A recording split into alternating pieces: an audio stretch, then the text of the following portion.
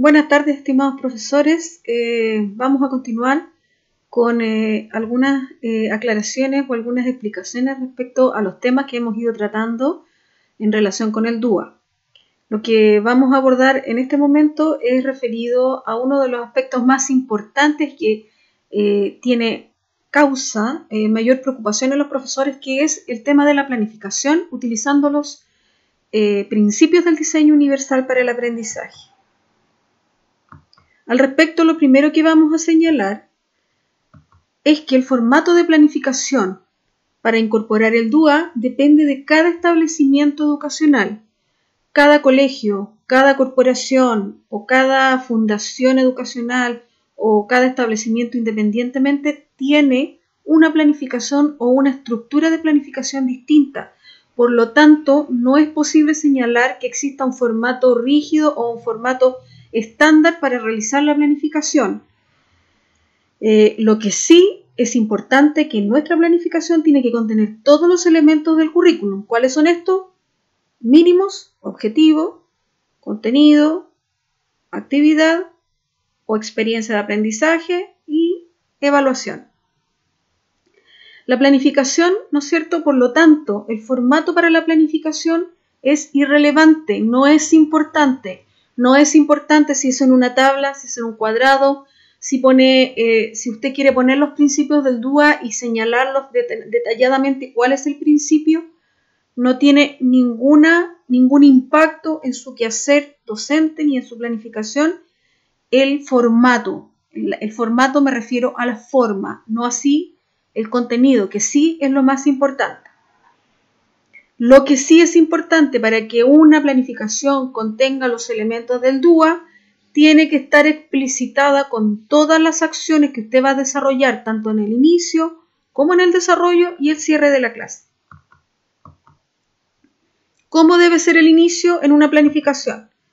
Primero debe señalar usted el espacio físico en donde va a realizar su clase. ¿Cómo se va a explicar el objetivo de la clase? ¿Qué material va a utilizar? ¿Qué preguntas va a realizar para activar conocimientos previos?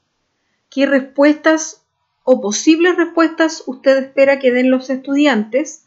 Y los errores frecuentes esperados y la forma en que usted los va a abordar. Un ejemplo de inicio, tenemos el objetivo de aprendizaje, comprender textos aplicando estrategias de comprensión lectora, por ejemplo, relacionar la información del texto con sus experiencias y conocimientos, visualizar lo que describe el texto, hacer preguntas mientras se lee. Y el objetivo de la clase es leer y comprender la leyenda El murciélago de colores. Y el otro objetivo, conocer y utilizar las palabras ufano, soberbia y halagado. El inicio de la clase empieza. El docente explica los objetivos de la clase, señalando que se espera que logren comprender y leer un texto y aprender el significado de 3 palabras nuevas: ufano, halagado y soberbia. ¿Qué elementos del DUA encontramos acá?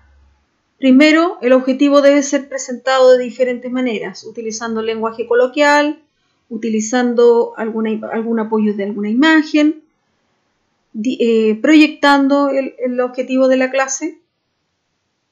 Habitualmente los profesores anotan el objetivo de la clase en el pizarrón y le piden a los estudiantes que lo escriban, pero muchas de las veces los niños no comprenden qué significa o qué es lo que se espera que ellos logren. Seguimos con el inicio. Se activan conocimientos previos, conversando sobre lo que saben o han escuchado sobre murciélagos. Se les pregunta de qué se alimentan, dónde habitan, cómo es su cuerpo, a qué hora del día salen a comer y a qué hora descansan. ¿Alguna vez has visto uno? ¿Dónde? ¿Se asustaron? ¿Por qué? ¿Conocen personajes de historietas o películas que se relacionan con los murciélagos? Por ejemplo, Batman, vampiros. ¿Qué opinan sobre estos personajes? ¿Creen que a ellos les gustan los murciélagos? ¿Por qué? El docente proyecta en la pizarra una imagen de murciélago en el cual se destaca la cabeza pequeña y las orejas grandes, alargadas hacia arriba, la piel que forma las alas, los dedos que sobresalen de las alas. Se explica a los alumnos que su cuerpo es desnudo, no tiene pelos ni plumas, pues son mamíferos y no aves. Son los únicos mamíferos que vuelan. Veamos qué elementos del DUA contiene esta planificación. Anclar el aprendizaje estableciendo vínculos. Recuerden que vimos en temas anteriores, en este mismo curso, desde el punto de vista de las neurociencias, la activación de conocimientos previos permite reforzar las rutas de aprendizaje anteriores que los estudiantes ya tienen. Recuerden que vimos que el cerebro aprende realizando rutas, hace pequeños caminos, rutas de conexiones, y los nuevos aprendizajes que usted quiera incorporar en ese estudiante deben considerar al menos alguna ruta que el estudiante tenga, porque afianza la ruta ya existente, la mejora, la enriquece y permite que el nuevo aprendizaje cree de manera más fácil otra ruta, una nueva ruta. Proporcionar diagramas visuales, gráficos y notaciones de la música o el sonido, que este es uno de los elementos que pide que el DUA que incorporemos en la planificación. ¿De qué manera está incorporado acá? Principalmente en la incorporación de elementos gráficos, como son la imagen del murciélago proyectada, ¿no es cierto? Veamos, ¿qué debe contener el desarrollo de una clase ahora? El desarrollo debe enunciar concretamente lo nuevo que se aprenderá y cómo se abordará el aprendizaje, a través de un video, un problema, una historia, una explicación, y se señala cómo será explicado a los estudiantes. Se señala lo que se espera que realice el estudiante, por ejemplo, escuchar, discutir, resolver problemas, presentar ideas, leer en voz alta, responder preguntas, interactuar con algún programa o recurso digital. ¿Qué más debe contener un desarrollo? Explicitar estrategias para que el estudiante ejercite o aplique lo aprendido. ¿Qué nivel de apoyo se entregará? Materiales o recursos a emplear y formas en que usted va a abordar los posibles errores en el aprendizaje. Señalar estrategias para favorecer la comprensión, por ejemplo, qué estrategias de apoyo va a utilizar, qué ejemplos va a dar usted para reforzar un conocimiento. Señalar formas en que trabajarán los estudiantes.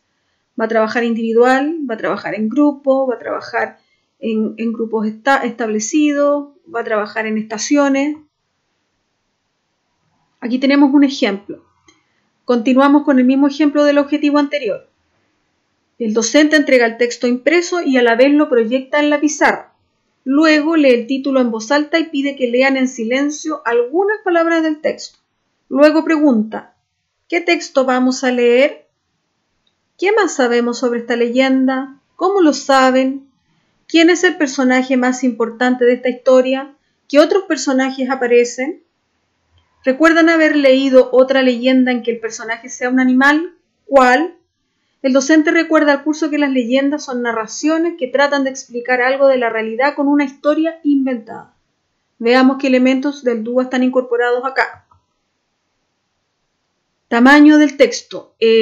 La forma de realizar material accesible la vamos a revisar más adelante, pero por el momento vamos a señalar que el tamaño del texto nunca puede ser inferior a 12, sea la edad que sea de los estudiantes.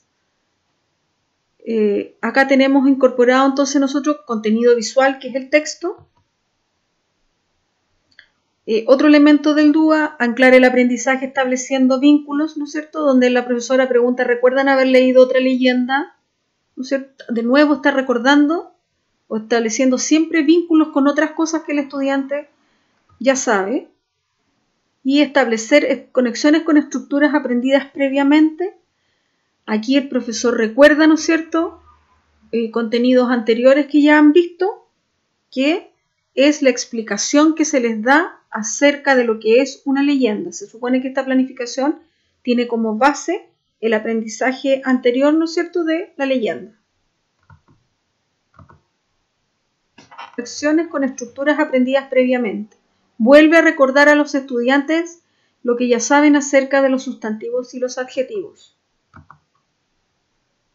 Otro elemento del DUA, destacar o enfatizar elementos clave en los textos gráficos. Acá tenemos, ¿no es cierto?, el subrayado o destacado de palabras importantes que son de las cuales se va a hablar. Usar texto digital acompañado de voz humana, ¿no es cierto? El profesor lee, pero además tiene la lectura proyectada. Seguimos con el desarrollo. Se vuelve a leer los 2 primeros párrafos de la leyenda de manera lenta y fluida. El docente pregunta, ¿por qué el murciélago era de colores? ¿Era hermoso o feo el murciélago con sus colores? ¿Qué creen que significa la palabra ufano? El profesor propone otros contextos para esta palabra y pide que infieran su significado. Ejemplo, se sentía ufano con su nueva polera. No paraba de señalar que esta era la más linda.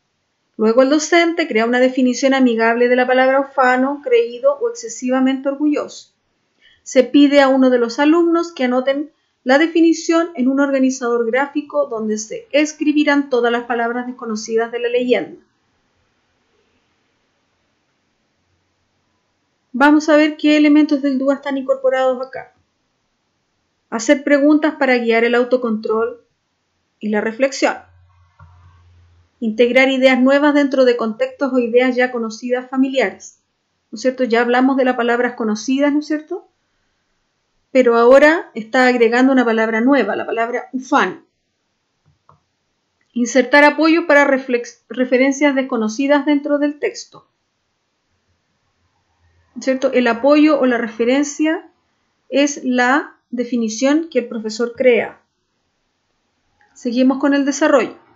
Docente lee el párrafo octavo y pregunta, ¿por qué quiere olvidar lo hermoso que fue un día? ¿Por qué lamenta el murciélago su actitud egoísta? Se reforzará vocabulario respondiendo a las preguntas de la guía. Acá aparecen las preguntas de la guía. Recuerda una situación en la que hayas sido soberbio. Recuerda una situación en la que te hayas sentido halagado. Recuerda una situación en la que alguien que tú conoces se haya comportado de manera ufana. ¿Qué elementos del DUA hay acá? Proporcionar situaciones en las que de forma explícita o con apoyo se practique la generalización del aprendizaje. Lo nuevo que se aprendió, la nueva palabra, aplicarla a una situación concreta de la vida real, de la experiencia personal.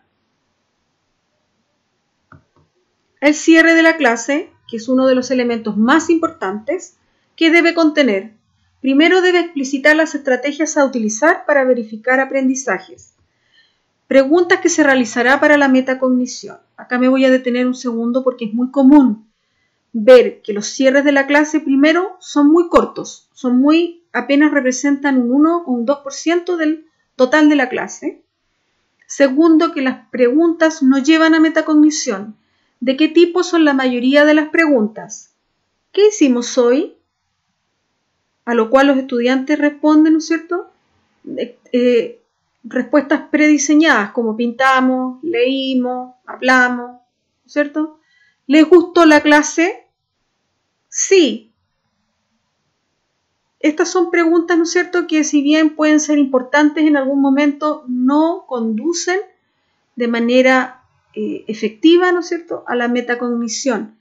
Recuerden que cuando vimos los capítulos anteriores, en la parte de fundamentos neurocientíficos dijimos que el cerebro es el único órgano del cuerpo capaz de aprender y de enseñarse a sí mismo.